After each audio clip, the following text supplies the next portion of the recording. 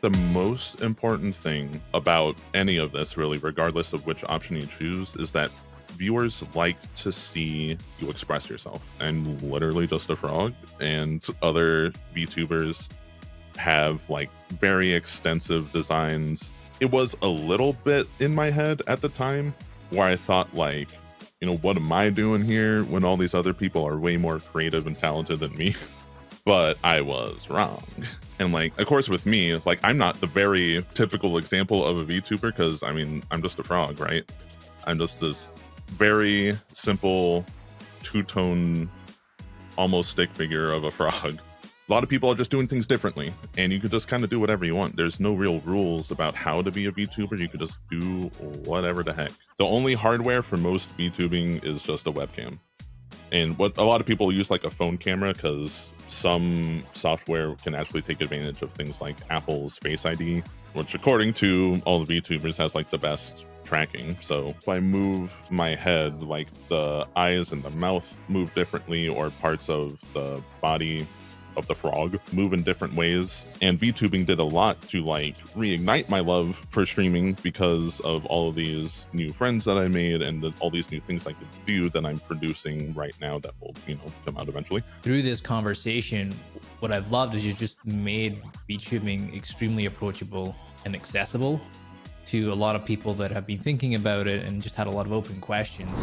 Welcome to the Becoming a Creator podcast, everyone. I am joined today by our guest, EvilToaster, who is deep in the VTubing world. We've had a lot of folks interested in learning more about VTubing, so I'm so excited to have him on today and learn more about your story on Twitch and growing as a VTuber. Hi, that is me, and I love to talk about that. It's one of my favorite subjects, even.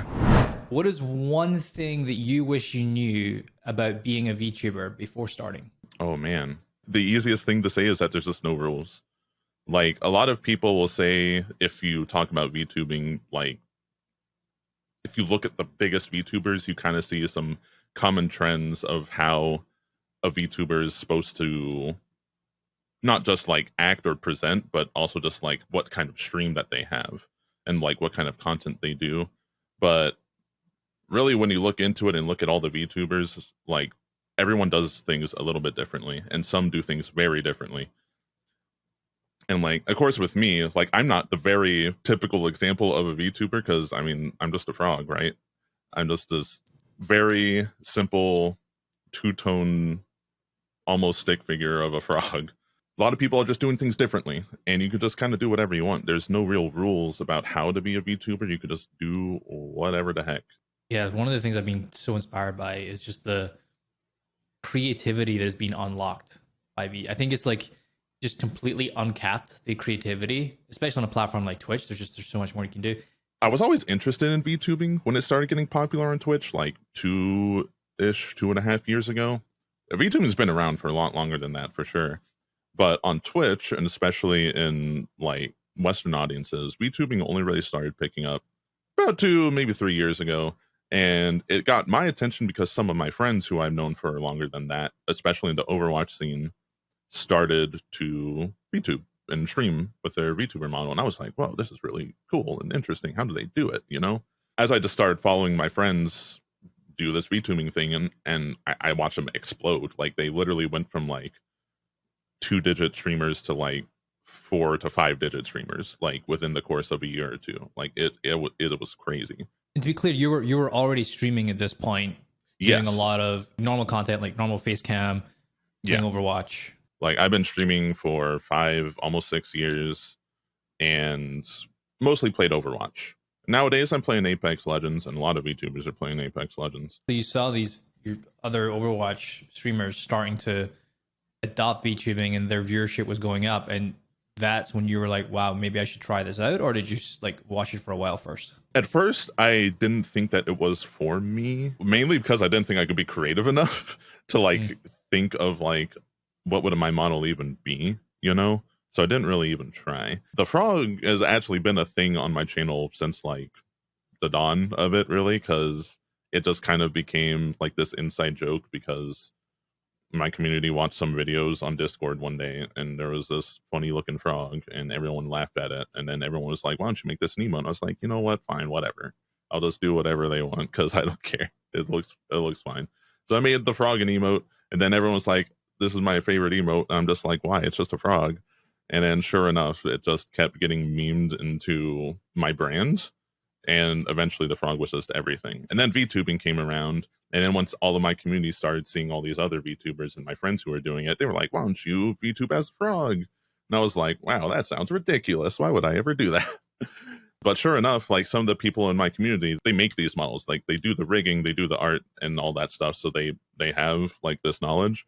And so one day, without me even asking for it, one of those people came to me and was like, "Hey, I made this rig for the frog. Here you go. Do what you want with it. You don't have to." And I was like, "Huh?" Wow. So you weren't even really looking for it. You're paying attention to this, but you weren't really looking for it. They just kind of made it for you, put it at you, and you were like, "Well, it's hard for me to say no at this point."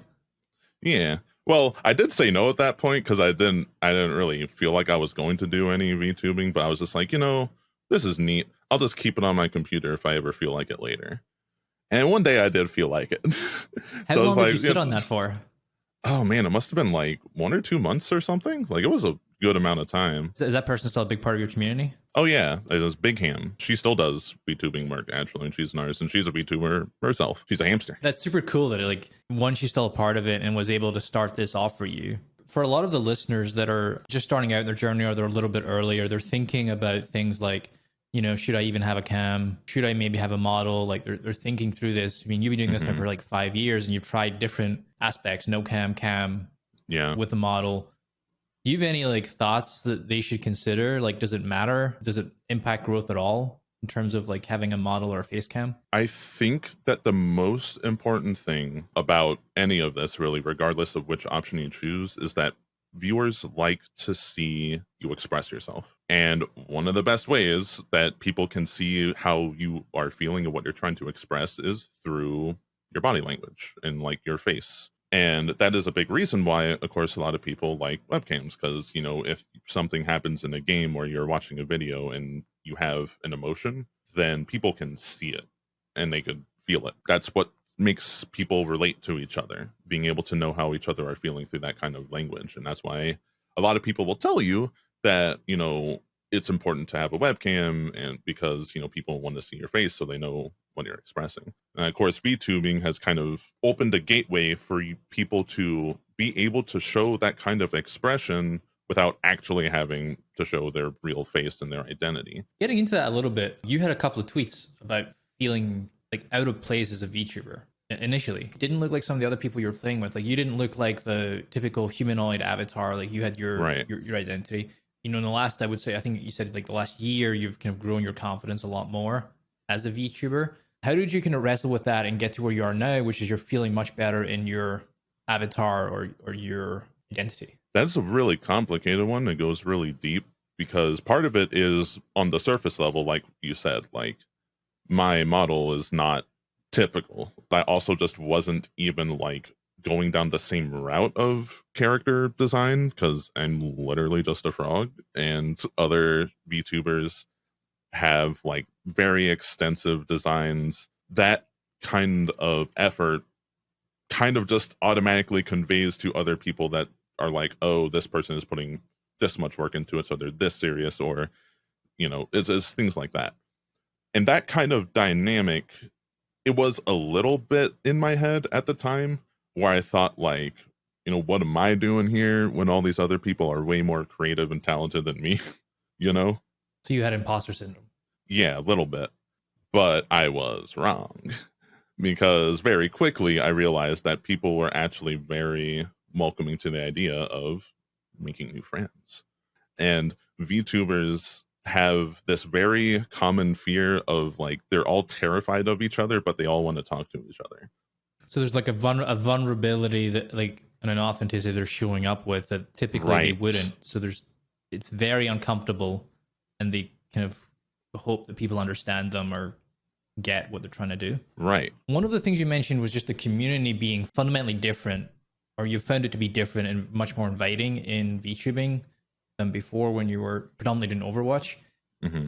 How did you get to know other VTubers? Like, how did you start kind of meeting with them and playing with them and starting to understand the the niche more?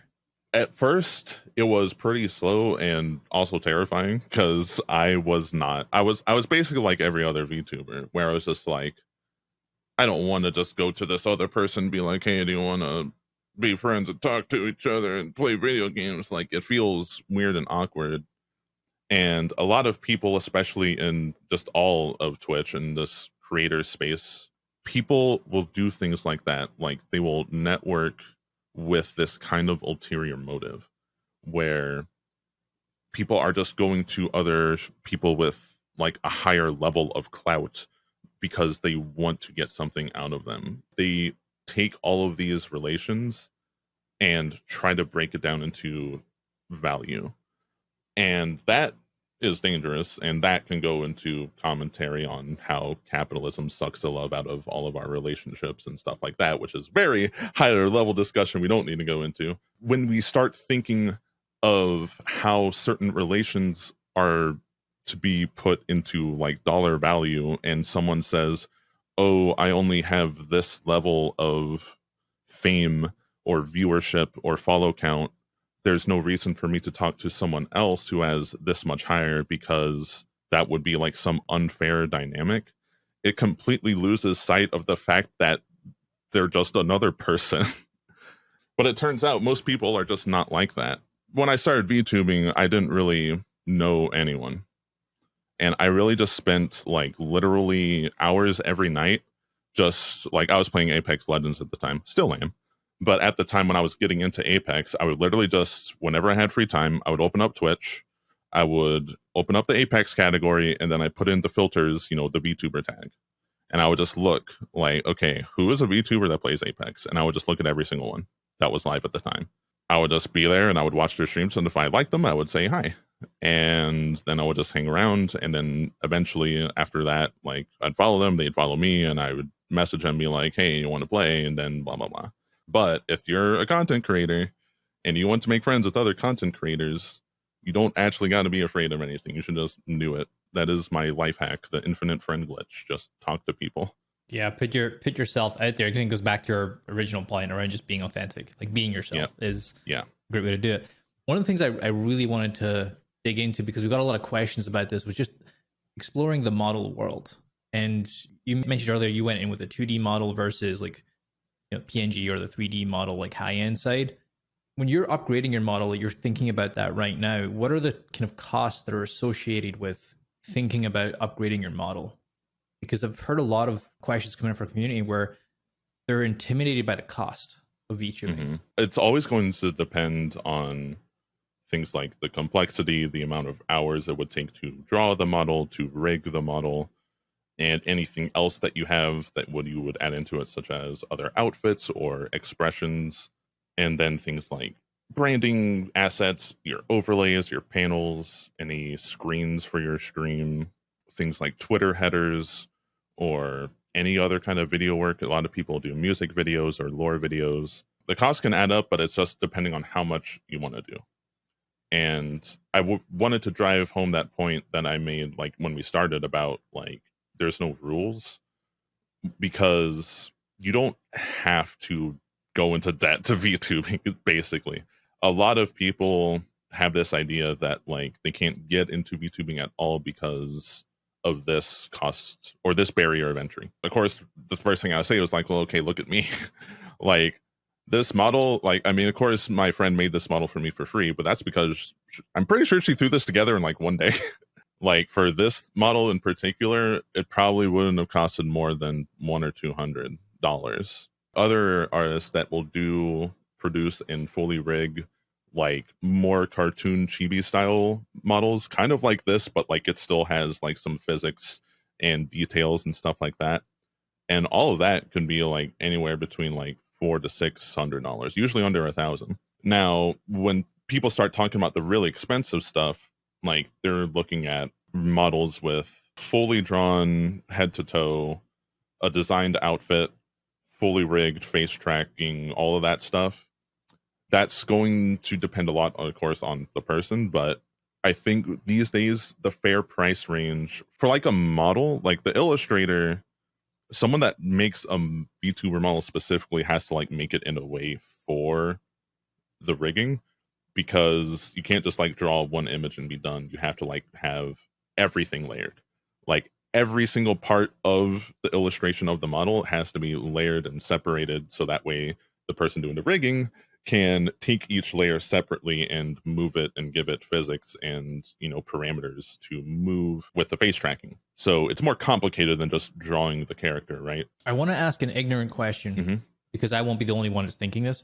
Yeah. When you say rigging, can you explain what you mean by the rigging element? Like, for example, on me, like when you see that if I move my head, like the eyes and the mouth move differently, or parts of the body of the frog move in different ways, what happens is that whatever VTuber software I use VTube Studio, it uses my camera, it tracks my face, and with the data from the face tracking, it creates parameters saying like head direction, left, right, or whatever. And when the value is this, it makes certain layers of that model to move in this direction, basically. Like that's the very basic one. Now, of course, when you get into like full rigging with like really complex models, there's also things like deforming and 3D effects, where if you move like your head in a certain way, then one part of the model is going to not just move, but it's also going to like tilt, or it's going to have like a physics effect where it seems like it's coming out or in, you know, like hair especially will do that a lot, where like if you turn a model's head, like you see on some of the very, very high-end rigs, they just look like they're 3D, right? But it's all 2D images. When you say rig, you mean it's a software term, not Right. a hardware term. There's not like a haptic suit or anything like that. Not to that level. Yeah. The only hardware for most VTubing is just a webcam. And what a lot of people use like a phone camera, because some software can actually take advantage of things like Apple's Face ID, which according to all the VTubers has like the best tracking. So some people will say, hey, get an iPhone if you're going to be VTubing. Of course, I'm just using a Logitech camera, but my model isn't that complex, so it's like whatever. The cost, it seems like that's one part of it, but also just seems like the time. You mentioned you were able to get up and running and testing in like basically a day, right? Or a couple of days. But it almost feels like you could commit to being on this path of development for months and not actually see if you like it or not. It's very similar to even the whole hardware thing, right? Where it's like, oh, like someone just told me they bought their, you know, fancy DSLR and they've got all these lights set up and they've never went live once with a webcam or even without a cam. Like they've never even seen if they liked it, but then they've got the second computer, and there's so many times over the years I've seen people drop $3,000 to $5,000 on this full setup, stream twice, and then realize they don't like it. If you got the money to throw around, I ain't gonna judge you. But if you're spending a considerable percentage of your income on this pursuit, and you don't even know if it's something that you're gonna like doing once you get it, then you might want to think a bit harder, because streaming is really hard. Anyone can do it, but not everyone will like it. It's not for anyone. It's for everyone. Like everyone can do it if they felt like it and they like it, but not everyone does. Yeah. So if you haven't even tried streaming like at all, then you probably should give that a whirl before you invest, you know, several $1,000s into a rig. And a lot of people think to themselves, well, I'm not going to get the right experience if I'm not like fully a VTuber. If you can't even do like the basic part of like, you know, going live and playing a game and talking to people, then it doesn't matter how good your rig is or how good your model is and how well branded your channel is, because the very fundamental part of going live and talking and playing and keeping up with your content, that part is the most important part. Because VTubers like me that do not have that kind of like level of production value, but I already know I like streaming. And VTubing did a lot to like reignite my love for streaming, because of all of these new friends that I made and all these new things I could do that I'm producing right now that will, you know, come out eventually. It still only is a thing that I do because I like the fundamental part of it, of like streaming and like being online, talking to people, playing games with others. And like, this is a very broad statement and it applies to this very aspect, but also just applies to everything in content creation, is like, do not let perfectionism stop you from doing anything at all. And like me, like I remember, like I used to stream on a laptop. Like I streamed on a laptop with no webcam, like a horrible setup. Like I didn't have a great gaming setup. I just streamed because heck, it was fun. And then I liked it enough, and people enjoyed my content enough that I was like, okay, maybe I should invest in having like an actual setup. And now here I am with like 4 monitors and like 5 pieces of audio hardware. That brings me to asking just about the kind of technical aspects. There's obviously not only with streaming, but then also layering on VTubing on top of that. There's a lot of kind of different technical aspects. Is there some sort of technical problems specifically with VTubing that you didn't anticipate when you got into it? I think the thing that I would have noticed very quickly, a lot of VTubing software, some of it is like made in like game engines. Like if I recall, I think like VTube Studio runs in Unity.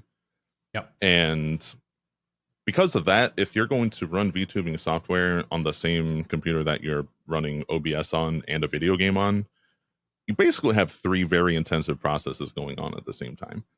So I was very fortunate in the fact that I already have a dual PC setup, but I would have realized really quickly that I should probably have gotten one if I was going to take it very seriously. If I spent more time, of course, optimizing everything, and be fine, because I know a lot of VTubers that, run single PC and do just fine. The hardware barrier to entry is pretty much the same for VTubing as it is for, just high-end gaming PCs.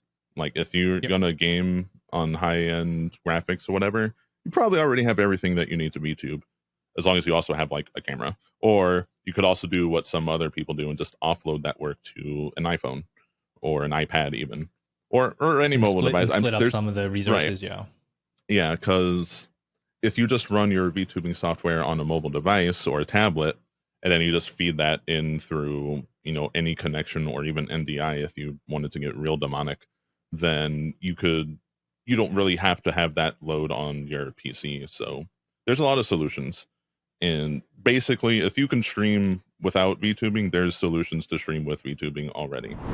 We're already like way through 2022. And I just wanted to ask you, I mean, you already mentioned a little bit, you kind of hinted at this. So this might be what you're super excited about, but for the rest of this year, what are you pumped about? What's going on for you? Is it the model that you're working on? I definitely am hyped to get that out the door. It's still going to be a while, but I'm working with the people that are going to do mostly just the rigging and a little bit of art. And I want to get a lot of fun things. Like I have a lot of emotes of the frog, but the frog is in like different outfits, and it'd be fun if I could actually put on those outfits of those emotes, and then it just makes it more fun for the stream. Through this conversation, what I've loved is you just made VTubing extremely approachable and accessible to a lot of people that have been thinking about it and just had a lot of open questions. And I love the way you put that it's a way to express yourself and be yourself through this avatar. I think that's really cool. And I'm really excited for the future of VTubing and what it's unlocking, because I still think we're just at the very beginning. Toast, thank you so much for coming on the pod. I appreciate it. Yeah, so it was a great discussion. These are things I love talking about.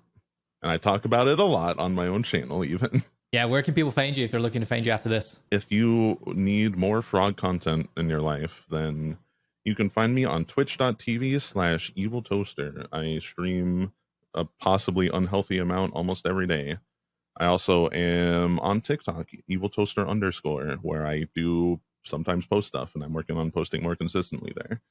And on Twitter at EvilToaster. I was fortunate enough to get the actual name, and I tweet there, and you could at me, ask me questions if you had any more to go on from this discussion. It's all good. DMs are open, but they're in my request filter, so it might take me a while to see them. Awesome. Everybody, thank you so much for listening. If you love this podcast, please make sure to leave a review on Spotify or Apple. It helps us out a lot. Toast, thank you so much for coming on. And if you're looking for more episodes from the Becoming a Creator podcast, head over to pipeline.gg, where you'll get a list of all of our past episodes. Thank you so much for tuning in to today's episode. I wanted to just end this with a little bit of context on why we do what we do. We're former content creators ourselves, and we just really want to help as many content creators as we can. That's why we started pipeline.gg.